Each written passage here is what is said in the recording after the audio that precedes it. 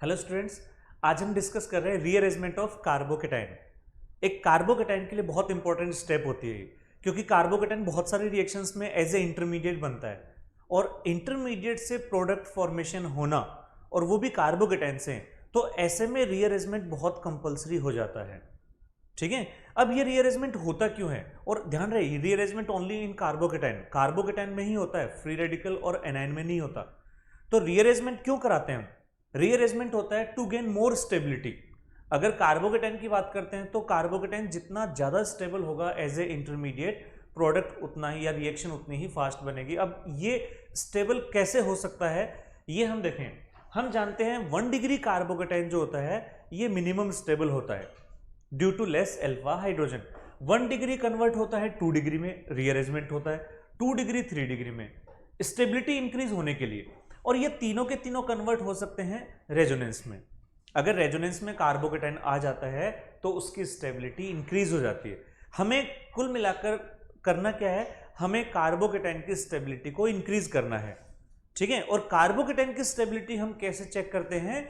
या तो होने चाहिए उसमें अल्फा हाइड्रोजन या फिर आना चाहिए वो रेजोनेंस में, या ये कहें कॉन्जुगेशन में। ये दो फैक्टर हैं जो स्टेबिलिटी को इंक्रीज करते हैं। चलिए देखते हैं। जैसे एक एग्जांपल लिया हमने, ये एक साइक्लोप्रोपाइल कार्बोकेटाइन ले लिया, एन प्रोपाइल कार्बोकेटाइन। अब सॉरी, ओपन चेन में है एन प्रोपाइल कार्बोकेटाइन। ये 1 डिग्री है और 1 डिग्री है, इसमें अल्फा हाइड्रोजन कितने हैं? 2। ठीक है, अगर हम इसको 1 डिग्री को 2 डिग्री में कन्वर्ट कर दें, जैसे ये 1 डिग्री से 2 डिग्री में, इसमें अल्फा हाइड्रोजन हो गए 6। इसका मतलब है कि अल्फा हाइड्रोजन इंक्रीज हो सकते हैं। अब ये कैसे हो सकता है? अगर हम यहां से एक हाइड्रोजन को शिफ्ट कर दें कार्बन पर तो कार्बोकेटाइन यहां पर आ जाएगा। इसको हम क्या कहेंगे? इसको हम कहेंगे हाइड्राइड शिफ्ट। हाइड्राइड शिफ्ट, ये H माइनस की फॉर्म में शिफ्ट होगा। जब ये यहां से H माइनस रिलीज होगा तभी तो यहां पॉजिटिव आएगा, और वो जो H माइनस है वो यहां जाकर कार्बोकेटाइन पर CH3 में कन्वर्ट कर देगा।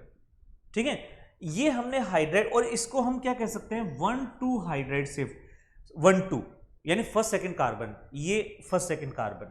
यहां फर्स्ट सेकंड का मतलब है कि जिस कार्बन से हमें शिफ्ट करना है वो फर्स्ट कार्बन हो गया, और जिस कार्बन पर शिफ्ट करना है वो सेकंड कार्बन हो गया। हमेशा रीअरेंजमेंट हमेशा एडजेसेंट कार्बन पर ही कराना है। ठीक है, चलिए नेक्स्ट देखते हैं। एक और एग्जांपल, अगेन 1 डिग्री। यहां अल्फा हाइड्रोजन कितने हैं? 1। Alpha hydrogen 1।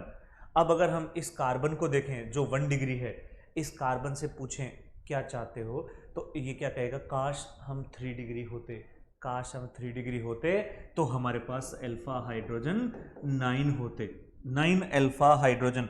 और 9 अल्फा हाइड्रोजन अगर होते तो हम बहुत ज़्यादा स्टेबल हो जाते। ठीक है, तो यहां पर हमें क्या करना है? इसको 1 डिग्री को 3 डिग्री में कन्वर्ट करना। अगेन कौन करेगा? यहां पर हाइड्रोजन, हाइड्राइड शिफ्ट होगी और ये पॉजिटिव यहां पर, again hydride shift. Next example, इसमें ये 2 डिग्री कार्बन है, 2 डिग्री कार्बोकेटाइन है। यहां अल्फा हाइड्रोजन कितने हैं? यहां अल्फा हाइड्रोजन है 4, 3 + 1 4। अगर इस 2 डिग्री को हम हाइड्राइड शिफ्ट के थ्रू 3 डिग्री में कन्वर्ट कर दें तो यहां हमने अल्फा हाइड्रोजन कितने बना दिए? इसमें 8 अल्फा हाइड्रोजन, अल्फा हाइड्रोजन 8, और स्टेबिलिटी जो है वो इंक्रीज हो गई।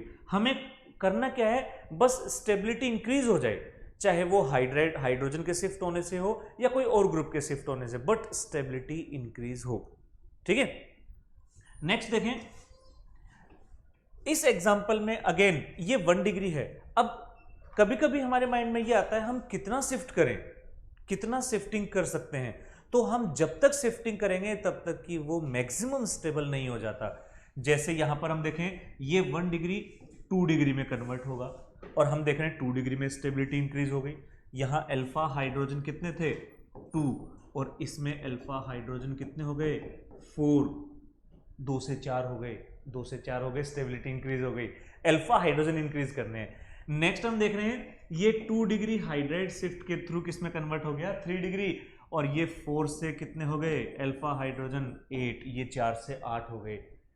और स्टेबिलिटी इंक्रीज। तो जब तक स्टेबिलिटी इंक्रीज हो रही है हम रीअरेंजमेंट कराते रहेंगे। नेक्स्ट एग्जांपल देखें। इस एग्जांपल में हमने अगेन ये 2 डिग्री लिया है। हमें ये ध्यान रखना है कि हमेशा रीअरेंजमेंट कब कराते हैं, जब स्टेबिलिटी इंक्रीज हो रही हो, हर एक स्टेप में इंक्रीज होनी चाहिए। यहां पर हम देख रहे हैं कि अल्फा हाइड्रोजन हमारे पास कितने हैं 5 और यहां अल्फा हाइड्रोजन कितने हैं 3। ये तो गड़बड़ हो गई, हम इंक्रीज करने चले थे डिक्रीज कर बैठे, यानी हमें ऐसा रीअरेंजमेंट नहीं चाहिए जिससे स्टेबिलिटी डिक्रीज हो रही हो। तो ये रीअरेंजमेंट पॉसिबल नहीं है, ऐसा नहीं होना चाहिए। हमें हमारे माइंड में क्या आता है कि चलो 2 डिग्री है, इसके बाद ये 3 डिग्री भी तो हो सकता है, बट पहले फर्स्ट स्टेप देन सेकंड, क्योंकि ये तो सेकंड स्टेप है। तो जब तक फर्स्ट स्टेप में हम क्रॉस नहीं कर जाते हैं हमें सेकंड स्टेप के बारे में सोचना ही नहीं है। नेक्स्ट आते हैं अगेन 1 डिग्री, और 1 डिग्री की इच्छा होती है कि वो 2 डिग्री या 3 डिग्री बने। यहाँ ये भी चाहता है कि 3 डिग्री, लेकिन कैसे पॉसिबल होगा, हाइड्रोजन तो है नहीं। जब हाइड्रोजन नहीं तो यहाँ कौन आएगा, ये आएगा मिथाइल, और इसको हम कहेंगे मिथाइल शिफ्ट।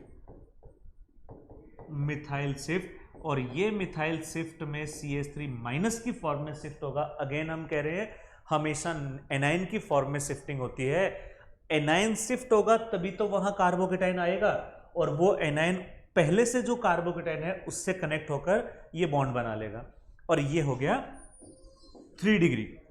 स्टेबिलिटी इंक्रीज, हमने कहा था हमारी फर्स्ट कोशिश क्या रहती है कि पहले हाइड्रोजन को शिफ्ट करें, हाइड्रोजन पॉसिबल नहीं है तो हम बेंजीन रिंग को शिफ्ट करें, और बेंजीन रिंग भी पॉसिबल नहीं है तो इसके बाद नेक्स्ट हमारा जो क्राइटेरिया है वो है एल्काइल ग्रुप।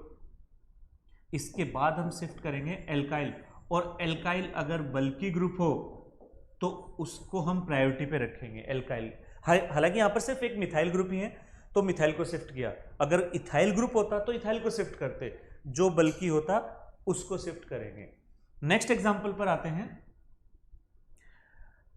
एक 3 डिग्री कार्बन है, ठीक है, और हमने कहा था 3 डिग्री तो वैसे ही बहुत स्टेबल होता है, लेकिन अगर हमने इसको सपोज इसका रीअरेंजमेंट हाइड्राइड शिफ्ट के थ्रू कराया, ये 3 डिग्री से क्या बन जाएगा 2 डिग्री। हमने एक 3 डिग्री को 2 डिग्री बना दिया, लेकिन हमने साथ साथ में इसमें क्या देख लिया कि यहां लोन पेयर आ गया कार्बोकेटाइन के साथ लोन पेयर। और ये हमने कहा था इंटरमीडिएट जब कार्बोकेटाइन देखा था कि एक कार्बोकेटाइन के लिए लोन पेयर दान महादान।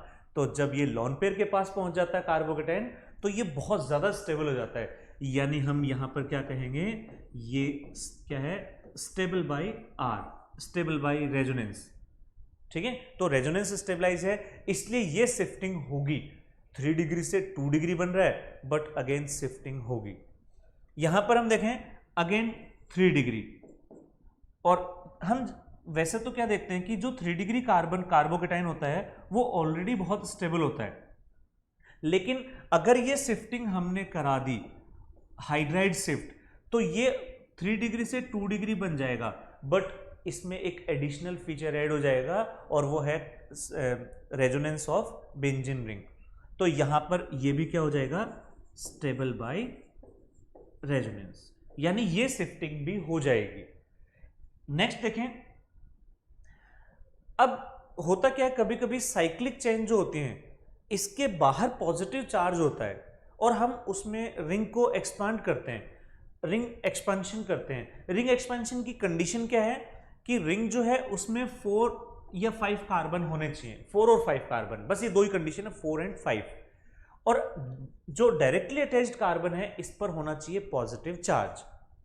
अब ये जो पॉजिटिव है कार्बन पर ये 1 डिग्री 2 डिग्री 3 डिग्री कुछ भी हो सकता है, ठीक है। यहां पर हम देखें जैसे ही एग्जांपल लिया, इसमें ये 2 डिग्री कार्बोकेटाइन बना हुआ है, रिंग है 5 कार्बन की।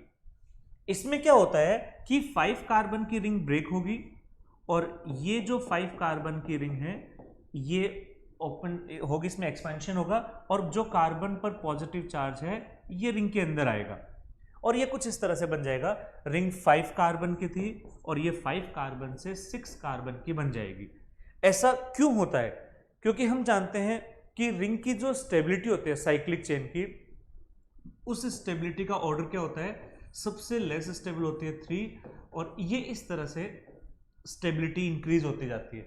तो 4 मेंबर रिंग है वो 5 मेंबर रिंग बनना चाहेंगे और 5 मेंबर रिंग है वो 6 मेंबर रिंग बनना चाहेंगे स्टेबिलिटी गेन करने के लिए, या ये कह सकते हैं स्टेरिक रिलीफ के लिए।